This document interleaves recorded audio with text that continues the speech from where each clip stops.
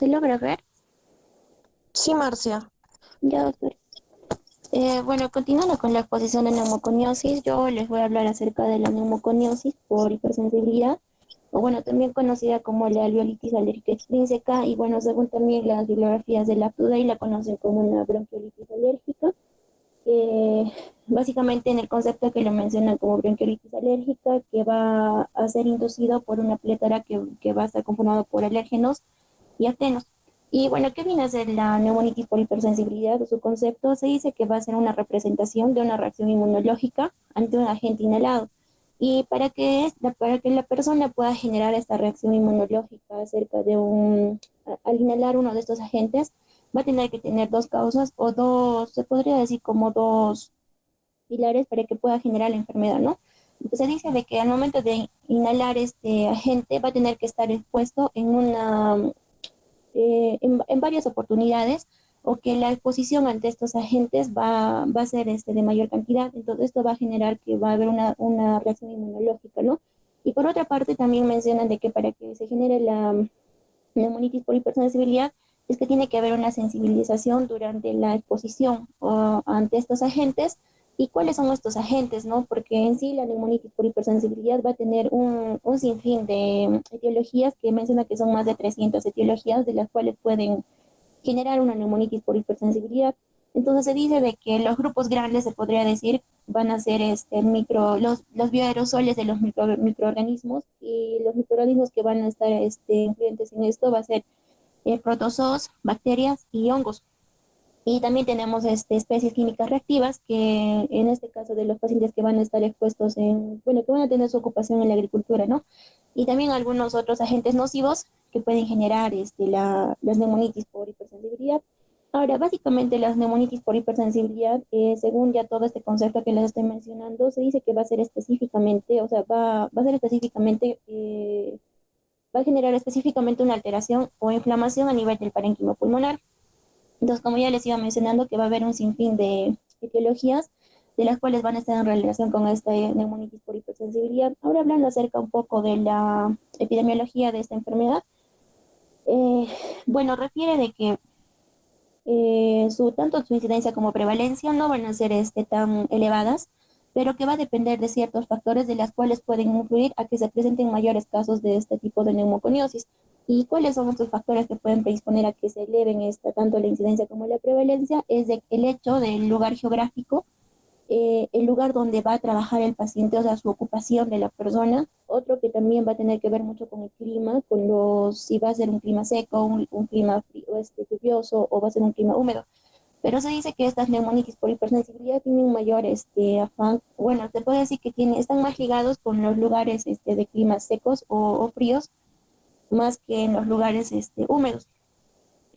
Bueno, básicamente en eso va a depender en cuánto pueda incrementar la prevalencia o incidencia, ¿no? De las neumoconiosis. Ahora, antes de mencionarles sobre las etiologías, acá en las neumoconiosis se conoce bueno, les pongo un ejemplo. Digamos, hay una persona que es granjero, que trabaja, bueno, cría animales, y mencionaban de que uno de los grupos que va a estar en más relación, que va a representar más esta neumoconiosis, son los pacientes que van a estar en criaderos de aves y van a estar expuestos a las plumas y a las heces de estas aves. Entonces se dice que en estas plumas y heces se van a generar proteínas aviares, que esto va a ser como un bioaerosol orgánico que va a generar la neumoconiosis en el paciente. Entonces a estos pacientes se les conoce como el pulmón colombofóbico, que va a ser en relación con la criadera de aves, ¿no? Ahora, otro tipo de grupo que también va a ser más frecuente con las neumoconiosis por hipersensibilidad, vienen a ser el pulmón del granjero, que va a representar el 11%, y por último el pulmón jacuzzi, que va a representar el 21%. Entonces, bueno, ahora que les estoy explicando, acá en las neumoconiosis se conoce, digamos, el causante, digamos, las plantas del té, entonces se va a conocer como el pulmón de la planta del té. Entonces, es así como diferencian las diferentes etiologías de las neumoconiosis por hipersensibilidad. Bueno, en cuanto a su fisiopatología o patogénesis de la neumonitis por hipersensibilidad, va a tener dos pilares primordiales, que uno va a ser la inmunopatogénesis y otro la predisposición genética. que acá mencionaban de que la inmunopatogénesis es la que va a estar en más relación o se dice que va a generar mayores procesos inflamatorios en el paciente y generando así la enfermedad o en el tal caso o en el peor de los casos generar una progresión de la enfermedad, ¿no? Y esta inmunopatogénesis va a estar en relación con la clasificación clásica de las neumonitis por hipersensibilidad, que viene a ser la aguda, subaguda y la crónica. Entonces, bueno, en cuanto a la inmunopatogénesis de la neumonitis por hipersensibilidad aguda, acá, como podemos ver en la imagen, va a haber la formación de estos inmunocomplejos. Estos inmunocomplejos va a ser la liberación de los anticuerpos de las inmunoglobulinas G, que se van a unir a antígenos específicos. Como les dije, en cuanto a la etiología de las neumoconiosis por hipersensibilidad, va a ser muy extensa. Entonces, estos anticuerpos se van a hacer específicos para estos antígenos. Entonces, se van a formar los inmunocomplejos y seguidamente se va a dar una acumulación de las células y va a generar inflamación y fibrosis.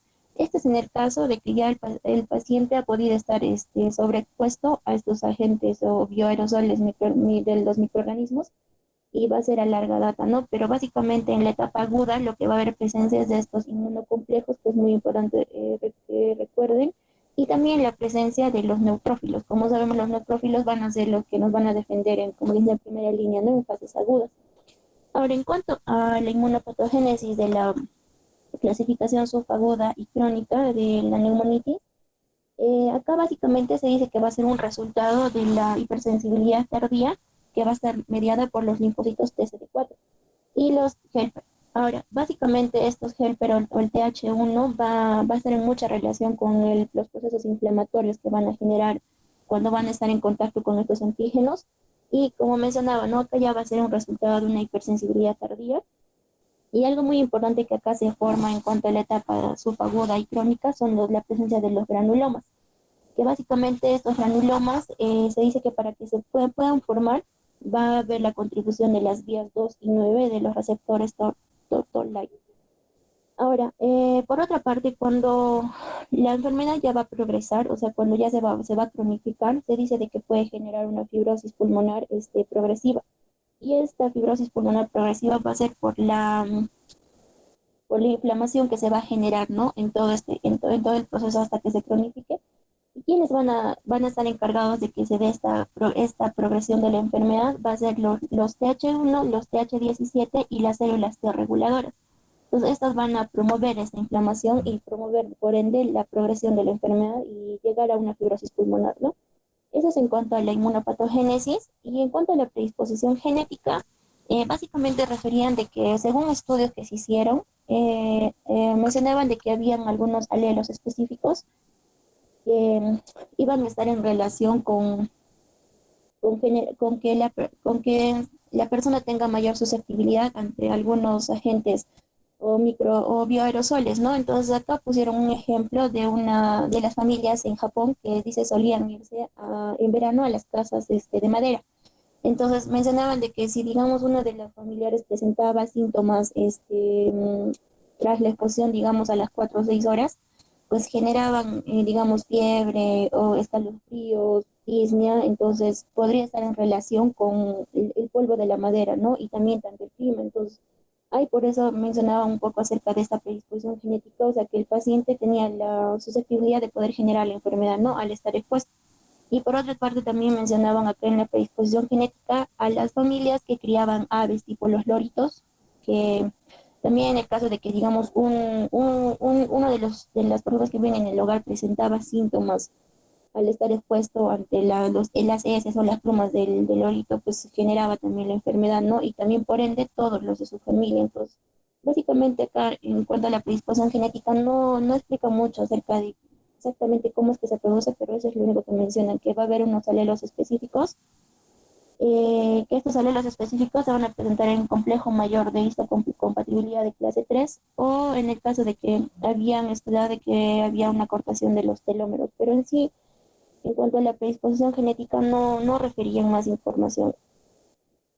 Bueno, como les iba mencionando acerca de los agentes etiológicos, existen más de 300 etiologías, de las cuales van a estar en relación con la neumonitis por hipersensibilidad. Y bueno, los hemos agrupado en grupos. Y el primer grupo que vamos a ver son los trabajadores de la agricultura, hortalizas o ganado lechero. Bueno, acá lo más importante bueno, creí que es más importante conocer en relación a nuestro medio son las plantas del tabaco. O sea, acá se conoce como el pulmón del cultivador del tabaco. Y su antígeno causante principal venía a ser el aspergillus. Ahora, acá quería recordarles algo de que mencionaba, según la epidemiología, de que las personas que trabajaban con las plantas de tabaco tenían, o sea, mayor porcentaje o tenían un mayor factor de riesgo de generar una neumonitis por hipersensibilidad, más no las personas que consumían tabaco, o sea, más no las personas fumadoras. Entonces eso era una diferencia acerca de la neumonitis por hipersensibilidad, ya que las personas que sí trabajan con las plantas de tabaco tienen mayor probabilidad de generar la enfermedad, ¿no? Ahora, otro grupo acá importante también de estos trabajadores son el pulmón de lavadora de queso, que el antígeno causante va a ser el penicillium falciparum. Y por último tenemos acá los pulmones del trabajador del café y el pulmón del cultivador del té. Que acá el pulmón del trabajador del café, el antígeno causante va a ser acá el polvo del café en grano, y en caso del pulmón del cultivador de té, pues son las plantas de té, ¿no? Ahora, el segundo grupo viene a ser la ventilación y contaminación relacionada con el agua. Y como les estaba mencionando anteriormente, tenemos un grupo que es el pulmón jacuzzi, que va a representar un 21%, ¿no? De las causas en relación a las neumonitis por hipersensibilidad. Pero también tenemos otros, que es el pulmón del sauna, que su agente causante va a ser el Aerobacillus spp, y el pulmón del salvavidas, y también acá las duchas sin ventilación, pero bueno, en sí traté de señalarles los que creo que son más importantes y se relacionan a nuestro medio, ¿no? Ahora, el otro grupo va a ser la manipulación de aves y aves de corral, que este grupo viene a ser el más importante, como les mencionaba, que va a representar un 34% de las neumonitis. Y acá básicamente cualquier tipo de aves, sea acá patos, o sean canarios, o sean loros, o sean gallinas, bueno, cualquier tipo de ave, todos ellos van a tener como quien dice, un agente causal específico, que van a ser estas proteínas apiares que se van a encontrar en las heces o en las plumas de estos animalitos, ¿no? Pues por ende así pueden generar la enfermedad. Ahora, el otro grupo que vienen a ser los trabajadores en veterinarias y manejo de animales. Y acá los dos grupos, bueno, los dos subgrupos que más creo que son de importancia es el pulmón del trabajador de laboratorios, que van a trabajar con ratas o gervos. Y acá el antígeno causante principal viene a ser la orina, el suero, las pieles y proteínas. Y el otro que viene a ser el pulmón del murciélago, que esto va a ser específicamente de los excrementos, ¿no? Y acá, ¿cuál viene a ser el antígeno causante en este pulmón del murciélago? Es la proteína del suero del murciélago. Ahora, bueno, también acá otro podría ser otro grupo importante, el pulmón del peletero, que en relación a las pieles, ¿no? De costura, o el polvo del pelaje del animal. ¿Y cuál es el antígeno causante principal? Vienen a ser estas pieles de los animales, ¿no? Ahora, por último, estos dos grupos, que es uno que es el procesamiento y carga de granos de harinas. Acá cabe recalcar algo muy importante, que es la enfermedad del trabajador de la malta, o sea, las cervecerías, que el antígeno causante principal va a ser el Aspergillus fumigatus y el Aspergillus clavatus. Y me olvidaba mencionarles de que acerca de esta enfermedad del trabajador de la malta, va a representar también de un 15 al 20% de los casos en relación a las neumonitis por hipersensibilidad. Y bueno, por último, este grupo de la construcción, fábrica de madera, fabricación de papel y paneles. También vamos a tener, como su nombre lo indica, ¿no? Fuentes ambientales, que acá, bueno, lo que creo que es también importante es la neumonitis por polvo de madera, y los antígenos causantes va a ser la alternaria y Bacillus subtilis. Bueno, ahora continuando con la clasificación de las neumonitis por hipersensibilidad, básicamente acá la clasificación que más se tiene en cuenta es esta clasificación clásica, que también, como les iba mencionando, tiene mucha relación con la fisiopatología, y también con las manifestaciones clínicas, y también con los patrones tanto radiológicos como tomográficos. Entonces, como su nombre le indica, es una clasificación clásica que va a ser agudo, subagudo y crónico, ¿no? Tenemos también otras clasificaciones para mencionar, que es la clasificación de Boyd, que lo clasifica en progresivo agudo, agudo intermitente no progresivo y no agudo. Ahora, la clasificación de Cormier, que es activo y residual, esta también es importante, ya que nos va a dar muchas claves para poder para poder, bueno, en sí se clasifican estos dos tipos según el papel de las precipitinas séricas, la biopsia pulmonar y la tomografía computarizada de alta resolución, o sea, el TACAR. Entonces también es importante recordar esta clasificación de Cormier, que está en relación con los medios de diagnóstico que vamos a utilizar. La clasificación de Selman, que es una de las un poco más larga, pero que no se llega a utilizar mucho. Y por último, la clasificación de Basakova, que acá lo clasifica en dos grupos grandes, que es el agudo y el crónico fibrótico. Y el agudo viene a ser cuando los síntomas van a perdurar, o sea, van a ser menor a 6 meses, pero que va a ser completamente reversible. Y en caso del crónico fibrótico, básicamente acá los síntomas van a perdurar más de 6 meses y acá básicamente la reversibilidad no va a ser completa, o sea, va a ser parcial, ¿no? Y hay mucho más riesgo de generar progresión en la enfermedad. Bueno, ahora en cuanto a las manifestaciones clínicas, tenemos la aguda, ¿no? Básicamente la aguda viene a ser la forma más clásica y una característica principal de estas es que va a ser la aparición brusca. O sea, el paciente, digamos, va a estar expuesto y a las 4 o 6 horas de haber estado expuesto va a presentar los síntomas. ¿Y qué síntomas va a presentar? Fiebre, escalofríos, náuseas, tos, opresión en el pecho y disnea. Y básicamente todos estos síntomas van a disminuir cuando el paciente se aleje de este agente o de este agente etiológico que le está generando estos síntomas o le esté generando esta neumonitis, ¿no? Y los síntomas no van a perdurar, o sea, básicamente son 12 horas que duran o hasta quizá puede llegar a ser 1 o 2 días, pero más no. Mientras el paciente se aleje, como quien dice, del agente etiológico, pues ya no va a presentar los síntomas. Pero en el caso de que vuelva a exponerse ante ese agente, va a volver a presentar los síntomas.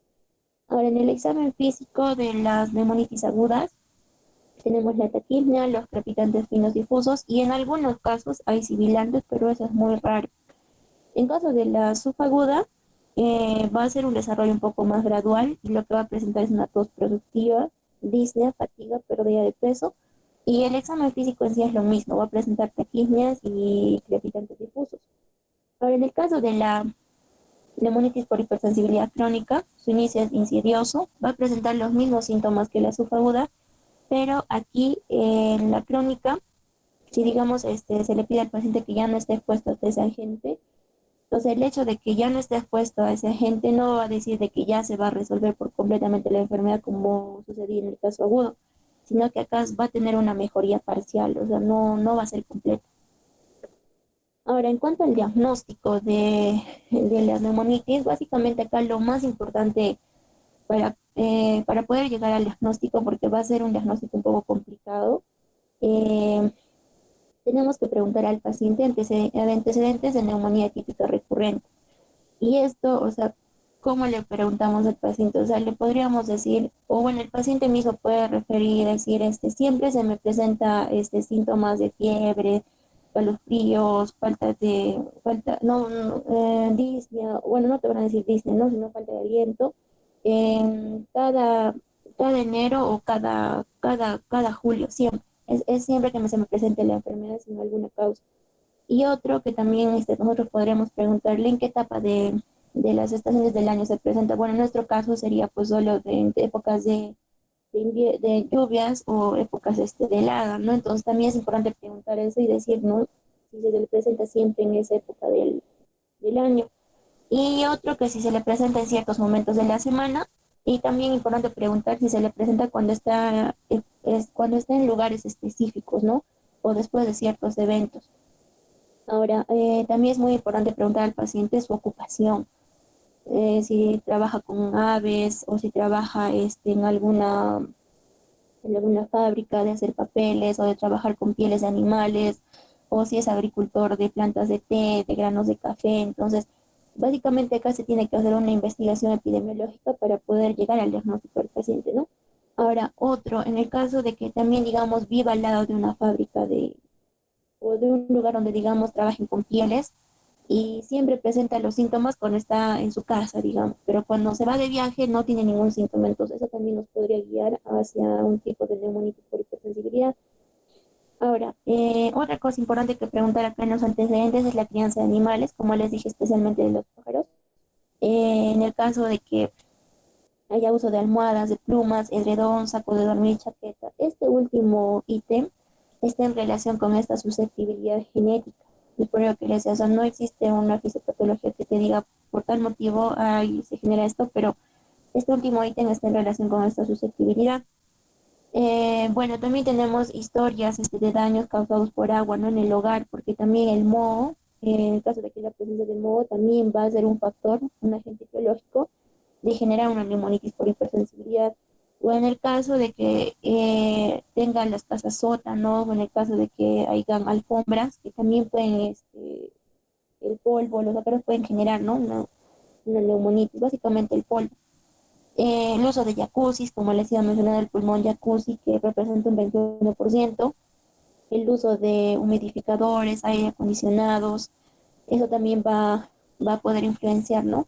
Y otro, lo último, ¿no? Bueno, lo que ya les estaba recalcando casi siempre, que es la exposición en el lugar de trabajo, ¿no? Si trabajan en una veterinaria o si trabajan en un laboratorio, trabaja en un establo de caballos o si trabaja, como les dicen, los que trabajan con los pelajes o los pelajes de los animalitos. Entonces, también es importante preguntar eso, ¿no? O en el caso de cervecerías, entonces, básicamente acá se hace un diagnóstico por una investigación epidemiológica, ¿no?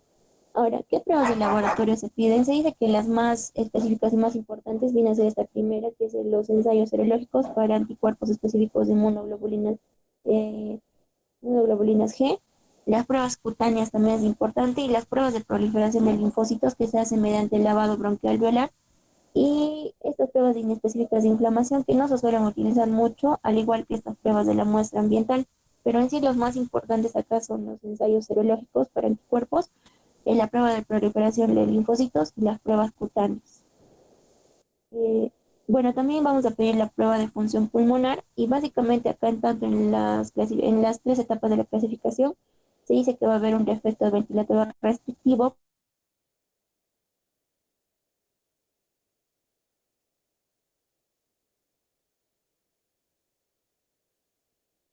En el caso del crónico va a ser un defecto restrictivo que va a ir de moderado a severo, pero que también puede presentar un patrón obstructivo.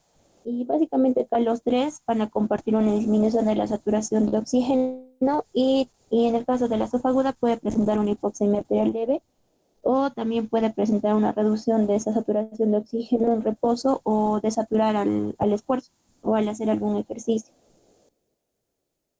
Bueno, ahora en cuanto acá a los exámenes imaginológicos que se le pide, básicamente su gol estándar de las neumoconiosis viene a ser el TACAR, pero en el caso de las subagudas se puede pedir una radiografía, pero en sí cuando ya estamos en la clasificación subaguda y crónica, pues se pide un TACAR. En caso de cuáles son los patrones que se va a ver en un imagenológico según una neumonitis por hipersensibilidad aguda, vamos a ver, bueno, donde se ve la flechita va a haber una presencia de micronódulos que se van a encontrar siempre en la parte basal o en la parte inferior medial de los pulmones y que van a ser bilaterales. Acá se puede observar un nódulo, pero en sí ya pues eso ya lo vamos a poder confirmar con un TACAR. Entonces, pero básicamente en una neumonitis por hipersensibilidad hasta aguda, pues va a haber esta presencia, ¿no? Es lo primordial que se ve, un patrón micronodular que va a ser bivasal, que básicamente va a ser el bivasal, bilaterales y van a estar en la zona medial e inferior. Bueno, ahora en cuanto a la tomografía al TACAR en la clasificación aguda, lo característico típico de esta fase va a ser que va a haber una opacidad o va a haber este patrón de vidrio esmerilado, como se puede ver acá. No sé si logran ver donde estoy apuntando. Y pues también este patrón vidrio esmerilado va a ser en la parte centrífuga, o sea, y va a haber presencia también de opacidades nodulares con signos de atrapamiento de aire. Ahora, en caso de la neumonitis por hipersensibilidad subaguda, lo característico acá es que va a haber nódulos centrolobulares pequeños. También va a haber también una leve actuación de vidrio esmerilado, pero lo que es característico en las neumonitis subagudas va a ser estos nódulos centrolobulares pequeños. Ahora, por último, en la neumonitis por hipersensibilidad crónica, lo que va a caracterizar acá principalmente son las bronquiectasis bilaterales leves, como se puede observar en esta imagen, y también va a haber un pequeño patrón de vidrio esmerilado, pero lo que caracteriza acá en la neumonitis por hipersensibilidad crónica viene a ser estas bronquiectasis bilaterales, ¿no? Como se puede visualizar en esta imagen. Bueno, para el enfoque diagnóstico, como les decía primeramente, saber los síntomas respiratorios que tiene el paciente, en qué épocas del año se presentan o cuando está en un lugar específico. Entonces ya todo ello yo ya les mencioné, ¿no? Acerca de los antecedentes o esa investigación epidemiológica que vamos a hacer para llegar a este diagnóstico, ¿no? Ahora, acá básicamente todos estos síntomas, o sea, cuando vamos a estar sospechando una neumonitis, nosotros tenemos que descartar la presencia de alguna enfermedad reumatológica. O sea, no tiene que haber ninguna enfermedad reumatológica sistémica que pueda estar en relación con estos síntomas en el paciente, ¿no? O estas neumonías atípicas. Ahora, en cuanto al enfoque para el diagnóstico, vamos a tener 4 puntos a aclarar que nos van a servir para saber si es una neumonitis segura o si es una neumonitis probable o posible o poco probable. Entonces, en el primer ítem lo que vamos a visualizar es la exposición conocida al antígeno ofensivo. Entonces, esto lo vamos a investigar primero, como les iba diciendo, investigaciones, ¿no? Aerobiológicas o microbiológicas del medio ambiente que van a confirmar ese antígeno que le está generando la enfermedad al paciente. Y el otro punto, el B, que viene a ser la presencia de los anticuerpos por inmunoglobulina G específicos en suero contra el antígeno identificado. Pues acá, como les decía, es importante tener en cuenta son las piscinas secas, ¿no? Que esto en sí es lo primordial en cuanto a las neumoconiosis. También tenemos el ELISA y este inmunopac, pero el que más se suele, el que más, el que es de, el que deberíamos, bueno, el de más importancia viene a ser las precipitinas séricas, ¿no? Ahora, en el segundo grupo, en el segundo ítem es el resultable compatible con el TACAR, o sea, con las imágenes, ¿no? Entonces acá vamos a ver si está en una fase aguda o subaguda o si es un crónico fibrótico. Entonces, como ya les iba mencionando, en el caso de una aguda va a presentar micronódulos, ¿no? Que se van a encontrar bilaterales y en la parte medial o inferior. Y en el subagudo también va a haber estos nódulos centrolobulares, ¿no? En caso del crónico fibrótico, que lo que va a predominar acá son las bronquiectasias bilaterales leves, signos de fibrosis y también una pequeña atenuación en mosaico o también este vidrio conocido como el vidrio esmerilado, ¿no? También va a haber la presencia de los nódulos centrolobulares, pero como les iba mencionando, primordialmente lo que se observa en un crónico fibrótico es, pues, primero, las bronquiectasias bilaterales y patrón, signos de fibrosis, ¿no? Ahora, el tercer ítem va a ser los linfocitos en el lavado bronquialveolar. Esto nos va a apoyar al diagnóstico de las neumonitis en el caso de que haya linfocitosis, pero no va a ser específico, o sea, y no siempre va a ser necesario, como les iba mencionando, pero sí se suele realizar, ¿no? Acá lo que vamos a ver en estos linfocitos en el lavado bronquialveolar es si hay presencia de los linfocitos mayor al 20% o a menudo va a ser mayor al 50% y tinciones de micobacterias y cultivos negativos. Y por último, el cuarto ítem va a ser prueba del desafío de inhalación positiva, que esto va a ser por reexposición al medio ambiente, como les iba mencionando. Si digamos el paciente vuelve a exponerse, va a volver a presentar los síntomas, ¿no? Y el otro que va a ser el desafío de inhalación al antígeno sospechado en un entorno hospitalario. Entonces, este último, bueno, este último subítem se podría decir, solo se realiza en pacientes seleccionados. Ahora, de acuerdo a estos ítems que les iba mencionando, vamos a clasificar, ¿no? Primero tenemos la neumonitis por hipersensibilidad segura sin biopsia. Entonces acá básicamente va a tener que cumplir los criterios 1, 2 y 3, o sea, la exposición, el resultado de imágenes y los linfocitos, el lavado bronquial de los linfocitos, detectar linfocitos, y entonces en la mayoría de los casos, si va a cumplir con estos 3 criterios, pues ya no va a ser necesario pedir una biopsia, ¿no? Ahora, en el otro caso de que cumplan los criterios 1 y 2 y no van a necesitar este lavado bronquialveolar, y ya va a haber, o sea, en este caso va a haber en cuanto al TACAR, ya va a ser como quien dice, vamos a encontrar estos patrones de tomográficos, pues no se va a realizar la biopsia también, ¿no? En este caso. Ahora, en el HP probable, tiene que cumplir los criterios uno, pero acá tiene que tener puede tener estos antecedentes de posición adecuada o puede haber la presencia de estos anticuerpos de inmunoglobulina G, ¿no? Que van a ser específicos para su antígeno. Ahora, pero acá la TACAR va a ser un poco más consistente o más coherente en caso con esta neumonitis bueno, primero es una de la fibrosis quística idiopática, no, fibrosis pulmonar idiopática, perdón, que es estas siglas de U y P, viene a ser la neumonitis intersticial usual. El otro que es el NSIP, que van a ser las neumonitis, bueno, la neumonía intersticial no específica. Entonces, básicamente acá cuando es probable, va a cumplir los criterios uno, pero puede tener tanto el A o el B, y el 3, pero el atacar va a ser un poco más, va a tener más relación con estas enfermedades, ¿no? Ahora, para que también pueda ser HP probable, se cumplen los criterios 2 y 3, pero no va a haber evidencia de las historias, o sea, de esta investigación epidemiológica, o no va a haber antecedentes de la serología para detectar los inmunoglobulina G. Entonces, acá necesitamos pedir sí una biopsia pulmonar para confirmar si es que es una neumonitis por hipersensibilidad o en tal caso sea otro diagnóstico, ¿no? Ahora, en el otro grupo que viene a ser un posible neumonitis por hipersensibilidad, va a cumplir el criterio uno que fue uno y puede ser el A o el B, o como les dije, antecedentes epidemiológicos o detectados serológicamente, y el 2 pero el VAL no muestra linfocitos, entonces también acá nosotros pedimos biopsia pulmonar. Ahora, por último, el otro grupo, que es el HP por probable, pero con características clínicas atípicas, tiene que cumplir los criterios uno 2 y 3.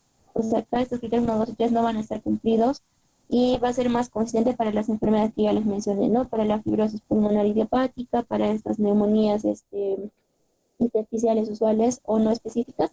Y acá también en estos casos se tiene que pedir una biopsia y básicamente esto es para poder corroborar que sí es una neumonitis por hipersensibilidad o en tal caso es otro diagnóstico, ¿no?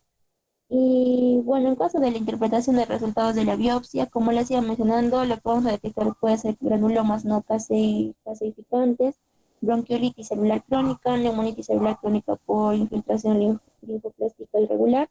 Y va a haber una triada acá en estos resultados de la biopsia, que es también lo más importante para terminar, que viene a ser el diagnóstico confiable de la neumonitis para probable o posible, necesidad de excluir algunos patrones histopatológicos, tales como enfermedad pulmonar intersticial asociada a enfermedades de tejido conectivo. Entonces, bueno, eso sería en cuanto a las neumonitis por hipersensibilidad. Continuando con la exposición, vamos a hablar sobre la enfermedad por berilio, beriliosis. Vamos a acelerar un poco la exposición. Esta va a ser una enfermedad pulmonar granulomatosa que principalmente se va a presentar en personas eh, que estén asociadas a muchas industrias, como por ejemplo puede ser la odontología, informática, armas nucleares y reactores nucleares.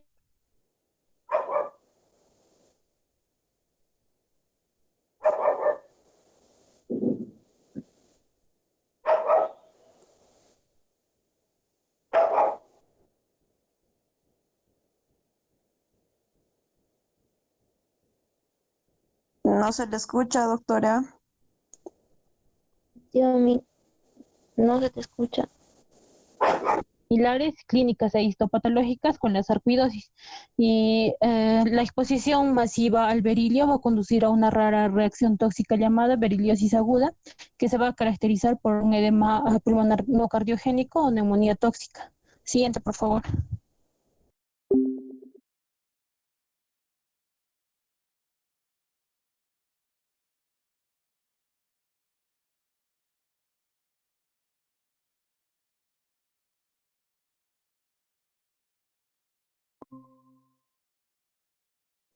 A mí Siguiente. no se escucha. Ya, ya, ya. Ya. En cuanto a los factores de riesgo, tenemos dos. Las ocupaciones de alto riesgo, como ya les iba mencionando, que trabajadores, por ejemplo, que estén en industrias que van a realizar la aleación de algún metal, como por ejemplo el berilio y el cobre en la electrónica, o en industrias automotrices, en cerámica, reciclaje electrónico, en fabricación de joyas. Otro factor de riesgo que tenemos aquí son las dosis y la duración de la exposición. En esta tenemos a la exposición, por ejemplo, en el lugar del trabajo, como ya les dije, de todo este material. El otro es el berilio adquirido en la comunidad, en residentes que viven cerca o dentro de las 5 millas de las instalaciones de alguna fábrica que maneje berilio. Siguiente, por favor. Tenemos en la patogenia. En la patogenia tenemos que ver que en esta va a haber una respuesta inmunológica a la exposición al berilio y también una susceptibilidad genética subyacente. Primero vamos a hablar sobre la respuesta inmunológica. Esta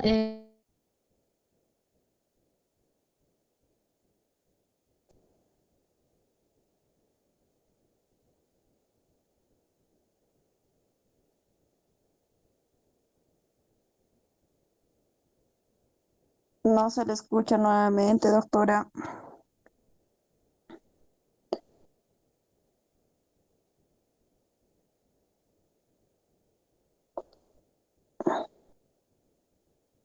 Marcia.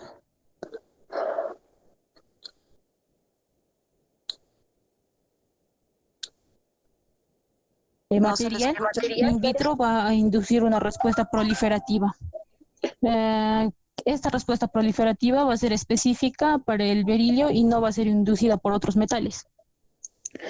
Después tenemos la susceptibilidad genética y en esta se cree que las asociaciones de las enfermedades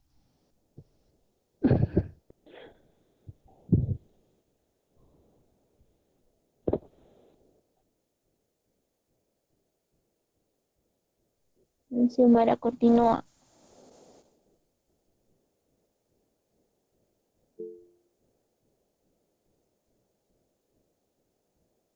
Xiomí no se escucha.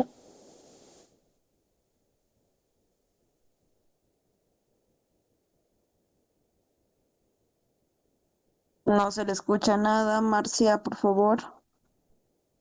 Sí, doctora. Si su audio está mal, en todo caso, para no retrasarlo, por favor, que continúe otro compañero del grupo. Ya, doctora.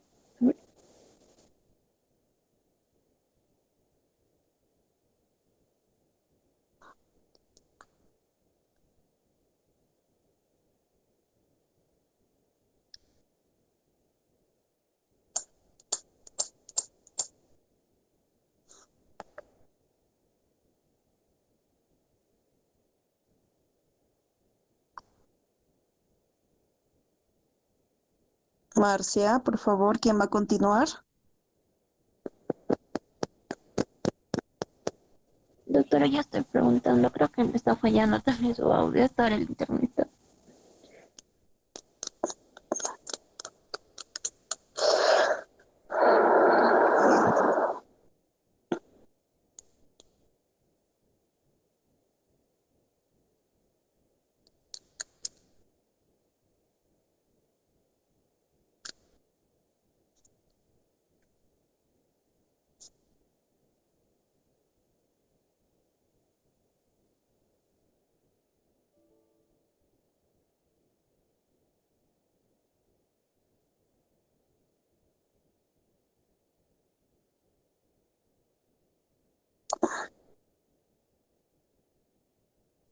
Ya no se ve la diapositiva, creo, doctora. No, ya no aparece, ya se dejó de compartir la pantalla. Espera un ratito.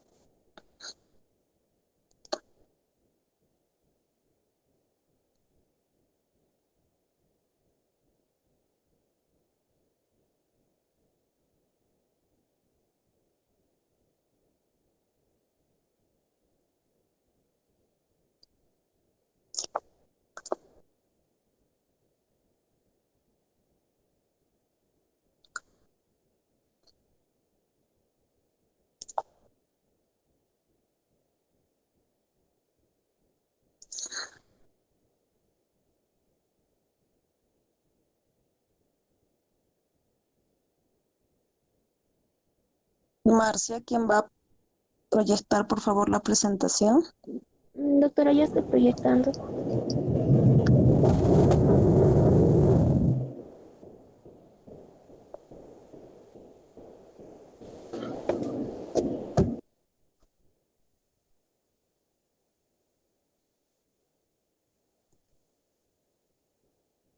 No sé qué pasa.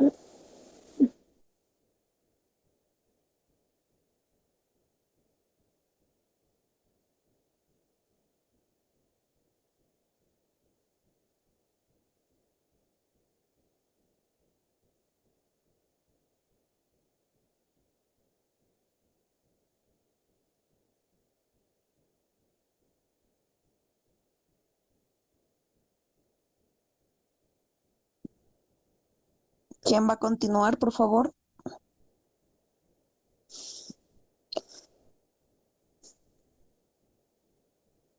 Doctora, puedo poner la parte de mi compañera Marjorie. No sé qué ha pasado con mi otra compañera. Ya, Marcia, pero recuerda que es una exposición grupal, ¿no? Se supone que todos deberían conocer el tema, por eso les decía. Pero para no perder el tiempo, por favor, y avanzar, porque nos falta todavía el otro tema más. Sí, si no, yo le pondré, pero que tenga la oportunidad mi otra compañera. Marjorie. Ya. Ya fue la nominal. No, yo le pondré la parte de Mara luego. ¿Desde dónde es Marjorie? Asbestosis.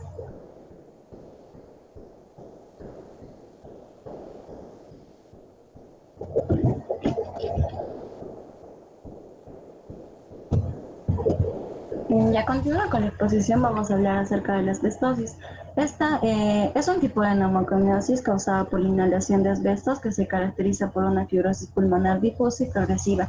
Sin embargo, la exposición a asbestos puede generar diferentes manifestaciones clínicas, como son una asbestosis, una enfermedad pleural que consiste en la presencia de placas benignas en la pleura, ya sean focales o difusas, y neoplasias pulmonares, en las que se encuentra el macetolema maligno, el carcinoma de células pequeñas o no pequeñas.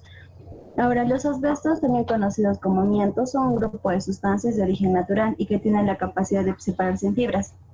Hay dos tipos de estas, que son la serpentina y las fibras anfiboles, de las cuales la que resulta ser más tóxica va a ser la de tipo serpentina. Ahora, vamos a decir que los asbestos son minerales hidratados de salicilato y magnesio que son útiles en diferentes ocupaciones e industrias por sus cualidades de ser flexibles, resistentes a la tensión y a la descomposición térmica y a diferentes sustancias químicas. Se puede tener tres tipos de exposición a estos minerales, como el ocupacional, que es el principal, la exposición doméstica y la mineral. Ahora vamos a ver que los asbestos son utilizados en construcciones, minería, en caso de ferrocarriles, electricidad y en soldadores. Siguiente, por favor.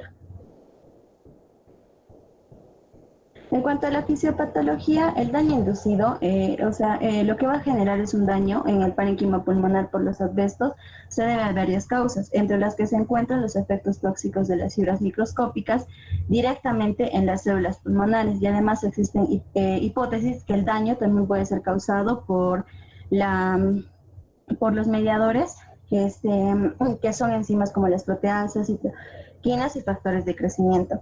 Estas especies reactivas lo que van a generar son procesos catalíticos, ya sea por el contacto directo de las fibras microscópicas sobre el parénquima pulmonar o intrínsecamente por la vía de señalización.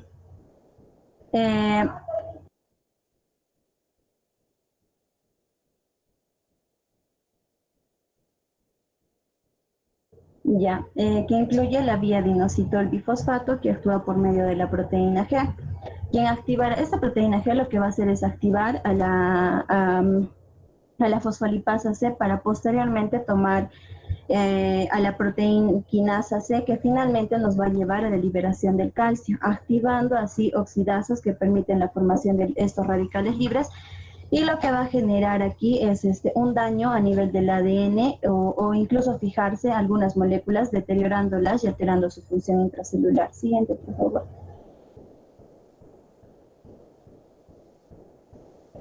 Ahora, la exposición crónica al asbesto, hace primero que se desarrolle dentro del pulmón una reacción inflamatoria crónica con infiltración y con una infiltración de múltiples células que posteriormente irá progresando de una manera lenta a una fibrosis pulmonar. Entonces, lo que vamos a ver es que una vez depositados estas fibras, los macrófagos, tanto intersticiales como alveolares, se dirigen hacia el sitio y van a activar citoquinas proinflamatorias, factores de crecimiento y la activación del complemento. Lo que va a generar es una hiperplasia en las células epiteliales tipo 1 y tipo 2 en el sitio del depósito de estas fibras y va a haber pérdida difusa de estas. Siguiente, por favor. En cuanto a las manifestaciones clínicas, esta causa fibrosis intersticial difusa. Los síntomas dependen de la intensidad y la duración de la exposición y puede pasar hasta años de la exposición hasta que se manifieste, hasta que haya manifestaciones clínicas. La disnea progresiva es el síntoma respiratorio más común e inicia con grandes esfuerzos. Otros síntomas incluyen tos persistente, va a ser una tos no productiva, hay hemoptisis, sibilancias y dolor torácico. Se ha visto que la presencia de disnea y los sibilantes están asociados a una disminución de la capacidad ventilatoria en un 11 o un 17% de estos pacientes que han sido expuestos. Asimismo, va a haber el desarrollo de dedos en palillo de tambor, pero esto ya va a estar en relación a ya una enfermedad avanzada. Siguiente, por favor. En cuanto al diagnóstico, se basa en los antecedentes de exposición al amianto y una radiografía o una TAC de alta resolución. Entonces, lo que vamos a ver en la radiografía nos va a mostrar opacidades reticulares lineales que significan la fibrosis, en general en las zonas periféricas de los lóbulos inferiores. Y las opacidades suelen ser bilaterales, a menudo se van a asociar con alteraciones pleurales. Estas alteraciones pleurales o las placas pleurales van a ser prácticamente patognomónicas de una exposición previa al amianto. Asimismo, puede observarse, o sea, básicamente se va a ver esas líneas irregulares. Siguiente, por favor. Y en cuanto al manejo, primero lo que tenemos que hacer es, no va a haber una terapia específica para el tratamiento de la asbestosis. El pilar sería la prevención, recibir un buen soporte, al igual que otras enfermedades intersticiales difusas. Si el paciente requiere oxígeno, se va a dar de forma suplementaria y el tratamiento frente a infecciones respiratorias. Asimismo, complicaciones nos puede llevar a, por ejemplo, a un derrame pleural benigno, o a un cáncer de pulmón, ¿no? Si esta no se llega a tratar a tiempo, siendo el mayor riesgo en personas que han estado directamente expuestas al asbesto y con hábito, incluso como factor de riesgo de estos va a estar el hábito de fumar. Siguiente, por favor. Y bueno, la inhalación de humo y gases nocivos, las lesiones por inhalación son lesiones agudas en el sistema respiratorio y los pulmones. Pueden ocurrir si respiran esas sustancias tóxicas, ¿no? Básicamente se va a caracterizar por síntomas como tos, ronquera, dolor en el pecho, dificultad para respirar, falta de aire, dolor de cabeza, dolor abdominal, náuseas, e incluso puede haber hollín en las fosas nasales y en la garganta. Siguiente. Y bueno, acá va a ver, por ejemplo, en caso de que, digamos, la inhalación del aluminio nos va a dar la irritación de los órganos respiratorios, al igual que el magnesio nos puede llevar a una neumonía. Va a ser un cuadro que nos permite ver a qué circunstancias nos puede llevar esta inhalación, ¿no? Siguiente, por favor. Al igual que acá podemos ver, por ejemplo, de gases como el óxido nítrico que nos da irritación de los bronquios y ojos y un edema pulmonar y efectos a largo plazo nos puede llevar a una bronquitis. Eso es todo.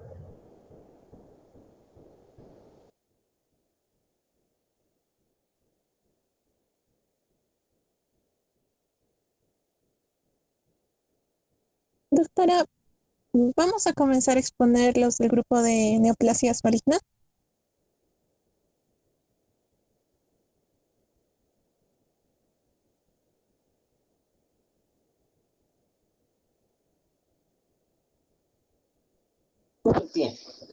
Ya, doctores, comience, por favor.